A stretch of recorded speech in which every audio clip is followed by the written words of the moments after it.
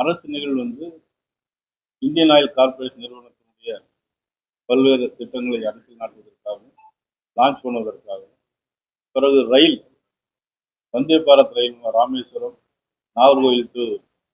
நாகர்கோவில் வழியாக 5 இடங்களுக்காக ரயில் மற்றும் Indian oil corporation நாளைக்கு அடிக்கல் நாட்டியும் தொடங்கி வைப்பது நாளைக்கு. இல்ல, பிரதமர் தொகுதி பங்கீடு பேச்சுவார்த்தை நடத்த மாட்டாங்க. அகில இந்திய தலைவர், தமிழக தேசிய ஜனநாயக கூட்டணி தலைவர், நாங்கள் எல்லோரும் கலந்து கொள்வோம். அது இன்னும் ஆரம்பிக்கல. வெகு விரைவில் நாங்கள் எங்கள் கூட்டணியில எல்லாருமே தலைவர் நாங்கள் எல்லாரும் பேசுறாங்க, மேடையில பேசுறாங்க.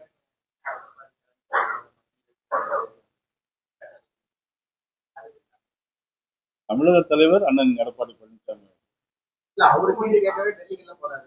எப்படிங்க? இல்ல, அப்படி சொல்ல முடியும். டெல்லிக்கு எதுக்காக போறாரு நீங்க எப்படி சொல்ல முடியும்? பல விஷயங்களுக்காக போயிருக்கலாம் இல்லையா?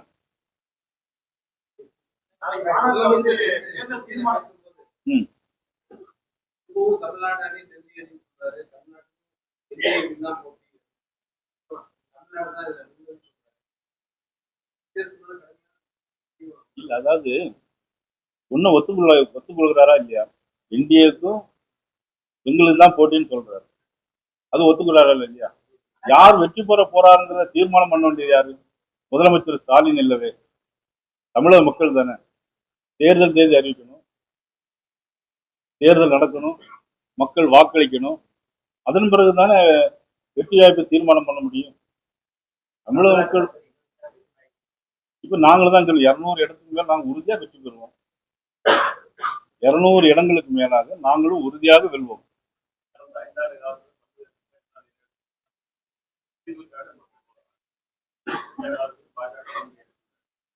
அதான் அதுக்கு முன்பு கடந்த காலத்துல புரட்சியத்துல அம்மா முதலமைச்சராக இருந்து வந்த திட்டங்களை அவங்க நிறுத்திட்டாங்களே. இவங்க திட்டங்கள் என்ன திட்டங்கள் போட்டாங்க? 1000 ரூபாய் கொடுப்போம்னு சொன்ன ஆட்சி பொறுப்பு வந்த உடனே 1000 ரூபாய் கொடுப்போம்னு சொன்னாங்க. 28 மாசம் கொடுக்கல. அது திட்டமா? அது அதன் பிறகு 1000 ரூபாய் கொடுத்தாங்க. எதற்காக கொடுத்தாங்க? பாராளுமன்ற தேர்தல் வந்தது, அதற்காக கொடுத்தாங்க. சரி, போன வருஷம் பொங்கலுக்கு ரூபா கொடுக்கல, இந்த வருஷம் மட்டும் தான் பொங்கலுக்கு ரூபா கொடுத்தாங்க. ஏன்? பொது தேர்தல் வருது, சட்டமன்ற பொது தேர்தல் வருது.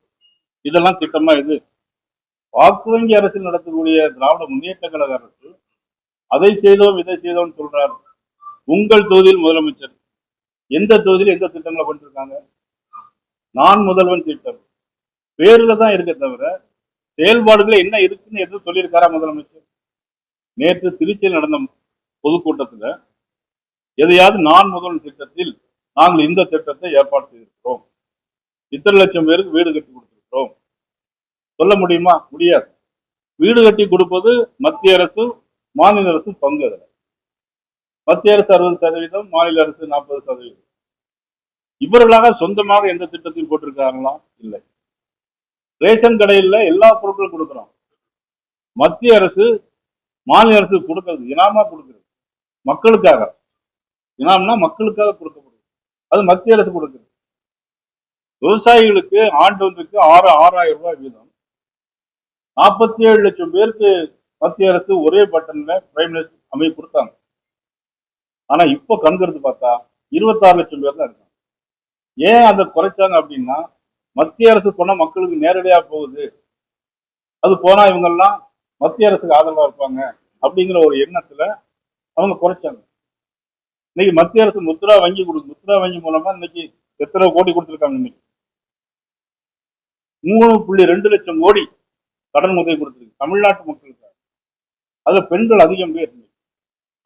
இதெல்லாம் மத்திய அரசு தான் கொடுக்குது. உஜ்வாலா திட்டத்தில் 414 கோடி ரூபாய், 414 கோடி ரூபாய் உஜ்வாலா திட்டத்தில்.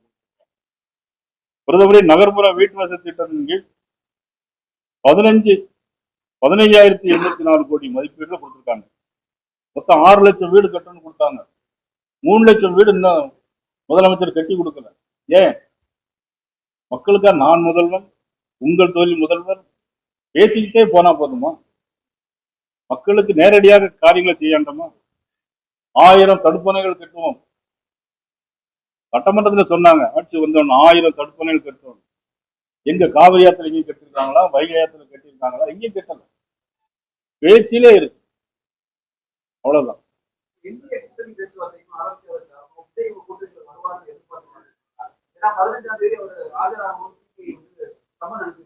அதாவது சிபிஐ நீங்க கேட்கல, நானே பதில் சொல்லிடுறேன். சிபிஐ, இடி இதெல்லாம் தனி டிபார்ட்மெண்ட். எப்படி தேர்தல் ஆணையம் தேதி அறிவிக்கிறதோ அது மாதிரி இதெல்லாம் தனி இண்டிபெண்டன்ட் பாடி.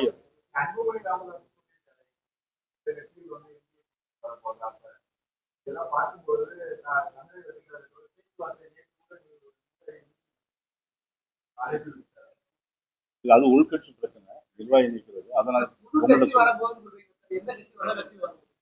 கட்சியில் நான் இப்போ கட்சியில் வரலாம், அவ்வளவுதான். இந்த இன்னும் கட்சி நிறைய பேர் இருக்காங்க, நிறைய பேர் கூட்டணியில சேர்றதுலாம் நிறைய கட்சிகள் வச்சிருக்காங்க. அதை பத்தி நாங்க எதுவுமே கருத்து சொல்ல முடியாது.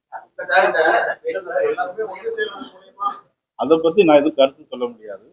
முதலமைச்சர் பேசுறதுக்கு காரணங்கள் கேளுங்க, நான் சொல்லுவேன். என்னங்க, இது ஒரு பொய். இது முழுக்க முழுக்க முதலமைச்சர் சொன்ன பொய். எப்படி நீங்க களத்துல இருக்குன்னு நீங்க இருக்கீங்க, ஆனா நீங்க களத்தில் இல்ல. நான் சொல்றேன் கேளுங்க. அதாவது கேஸ் சிலிண்டர் எப்படின்னா, ஒரு ஆளுக்கு ஒரு சிலிண்டர் கொடுக்கும்போது 20 நாள் கழிச்சு தான் புக் பண்ண முடியும். ஒரு சிலிண்டர் கொடுக்கும்போது 30 நாள் 40 நாள் வரைக்கும் போகும் ஒரு வீட்டுல. 20 நாள் கழிச்சு தான் புக் பண்ண முடியும் சர்வர். இப்ப நீங்க வந்து இன்னைக்கு ஒரு சிலிண்டர் வந்துட்டு உடனே புக் பண்ணா உங்களுக்கு கிடைக்காது. சர்வர் சிஸ்டமே அப்படிதான். ஏன்னா நான் கேஸ் டீலர், அதனால நான் சொல்றேன். கட்டுப்பாடுல எங்கேயுமே கிடையாது. சிலிண்டர் இப்ப நீ உங்களுக்கு 20 நாளைக்கு உள்ள சிலிண்டர் வேணுமா நான் தரேன் உங்களுக்கு. இல்ல நீ எங்க புக் பண்றீங்களோ நான் தரேன். எங்க உங்களுக்கு எங்க வேணுமோ நான் தர சொல்றேன்.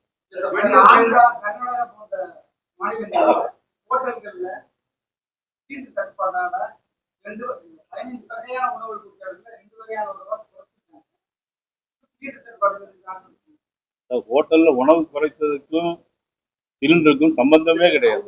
இதை நீங்க இப்படி இல்ல நீங்க இப்படி எல்லாம் கேள்வி கேட்டீங்கன்னா உங்க கேள்வியில அர்த்தம் இருக்கா, என்னுடைய கேள்வியில அர்த்தம் இருக்கா? இல்ல ஒரே நிமிஷம்.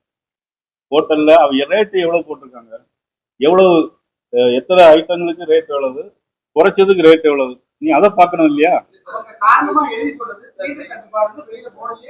அது அன்னைக்கு அங்கேயே மாதிரி எதிர்கட்சிக்காரங்க எழுதி போட்டிருப்பாங்களா இருக்கும்.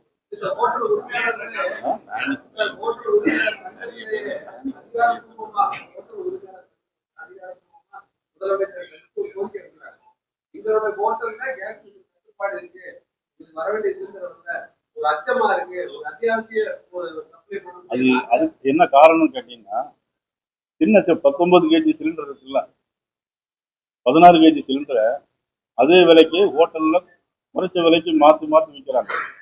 சிலிண்டர் திருட்டுக்காக சில சிஸ்டங்கள் வச்சிருப்பாங்க. கட்டுப்பாடு கிடையாது. உங்களுக்கு வேணா நீ எந்த ஏரியால இருக்கீங்களோ, நீ உங்க ஏரியா சொல்லுங்க, நான் அந்த டீலர். அது எங்க சென்னையில எந்த ஏரியான்னு கேளுங்க, ஐஓசியா பிபிசியா எதுன்னு சொல்லுங்க, நான் உங்களுக்கு 20 டேஸ்ல உங்களுக்கு தர சொல்றேன். அதாவது இன்னைக்கு உலகம் போர் நடக்குது. நம்ம இந்தியாவை பொறுத்தவரை பொருளாதாரம் எங்கேயுமே கிடையாது. பொருளாதார கட்டுப்பாடு நெருக்கடியே கிடையாது. இன்னைக்கு எல்லா ஆயில் விலை கூடி இருக்கு. ஆனா இந்தியாவில் இன்னைக்கு டீசல் விலை, பெட்ரோல் விலை இன்னைக்கு 1 பைசாவும் நான் கூட்டல. எந்த அளவு இருக்கு அதே மாதிரி.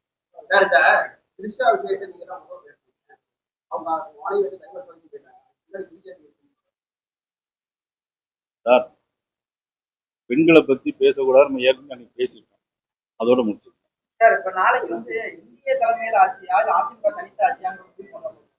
என்னங்க சார், அதிமுக தனித்தான் ஆட்சி அமைக்கும். நிச்சயமா நாங்க எங்களுக்கு இப்பதான் பண்ணிட்டு இருக்கிறோம். நிச்சயமா பிஜேபி சார்பாகவும் தேர்தல் வாக்குறுதிகளை தனியாகவும் கொடுப்போம், என்டியோட சேர்ந்தும் கொடுப்போம். நான் இப்பதான் பதில் சொல்லி முடிச்சேன். இல்ல இப்பதான் பதில் சொல்லிட்டேன்.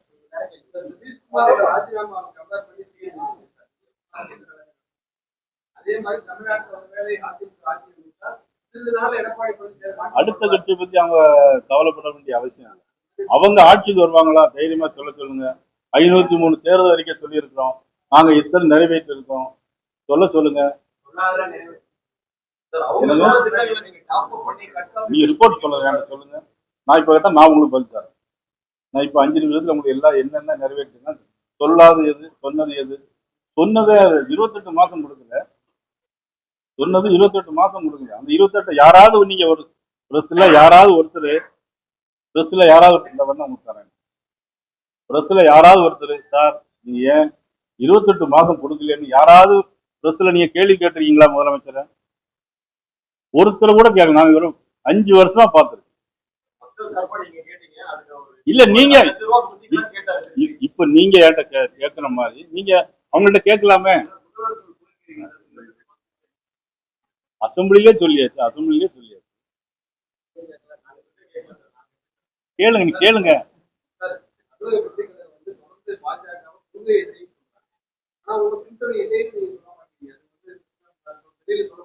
கொள்கைன்னா அவங்களுடைய கொள்கைகளை சொல்லணும். இல்ல அவங்களுடைய கொள்கையை சொல்லிட்டு இதெல்லாம் எங்களுடைய கொள்கை அப்படின்னு சொல்லிட்டு அப்படி எங்களுடைய கொள்கையை ஒத்து கேட்டா நாங்க சொல்லுவோம். கொள்கைன்னா பேர்ல மட்டும் சொல்லிட்டா எப்படி சார்? வெறும் சீனில் மட்டும் எழுதிட்டு இன்னைக்கு அதில்ல நான் எப்படி அதுக்கு நீங்க தான் சொல்றீங்க. அவங்க இல்ல அவங்க கொள்கையை சொல்லட்டும் அவ்வளவுதான். தேர்தலுடைய மேனிஃபெஸ்டோல நீங்க கட் காப்பி பேஸ்ட் பண்றீங்க அப்படின்னு சொல்லி முதல்வர் திருச்சியில பேசியிருக்காரு. விடியல் பயணம், அதுக்கப்புறம் முதலீடு காசு இது எல்லாத்தையுமே 500 ஏற்றி 1000 ஏற்றி அவங்க கொண்டதே நீங்க டாப் அப் பண்ணிருக்கீங்கன்னு சொல்றாரு. அவருக்கு பண்றது யாருமே டாப் அப் பண்ணல. ஏற்கனவே நாங்கெல்லாம் முன்னாடி அறிவிச்சதுதான் அவங்க தான் அந்த தேர்தல் அறிக்கையில கொண்டு வந்திருக்காங்க. வேற ஏதாவது